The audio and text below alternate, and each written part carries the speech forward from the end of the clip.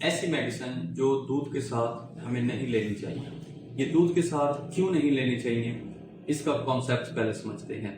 जब हम दूध पिएंगे तो दूध में कैल्शियम मौजूद होगा और ये ड्रग्स जो हैं ये उस कैल्शियम के साथ मिलके एक कॉम्प्लेक्स बनाती हैं जिसको हम कैल्शियम ड्रग कॉम्प्लेक्स कहते हैं।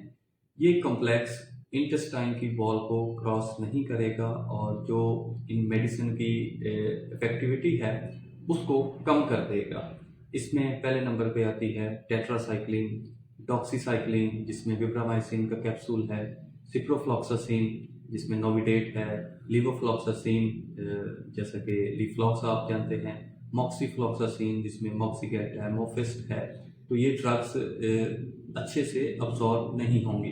फिर जितने भी हमारे आयरन के सप्लीमेंट्स हैं ये कैल्शियम के साथ अच्छे से अब्जॉर्ब नहीं होते। अगर आप आयरन का सप्लीमेंट ले रहे हैं तो इसको हमेशा खाली पेट लें।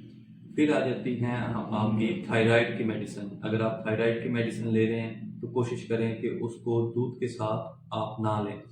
फिर कुछ पेशेंट्स में हम बिसफॉस्फोनेट्स देते हैं जिसमें बड़ी फेमस दो ड्रग्स हैं, एक है ड्रेड डी के नाम से और दूसरी है एट्रोनिल। ये नॉर्मली एजेड पेशेंट में हड्डियों की कमजोरी के लिए यूज़ करवाई जाती हैं, तो ये भी आपने दूध के साथ नहीं लेनी। फिर कुछ एंटीफंगल मेडिसिन है जिसमें कीटोकोनाजोल है, जिसमें इट्राकोनाजोल है, तो ये भी दूध के साथ नहीं लेनी चाहिए। अगर आप भी ऐसी कोई भी मेडिसिन दूध के साथ ले रहे हैं तो उसको फौरी तौर पे आप चेंज कर दें, तो आपको उस मेडिसिन का जो है वो रिज़ल्ट ज़्यादा बेहतर मिलेगा। बहुत शुक्रिया।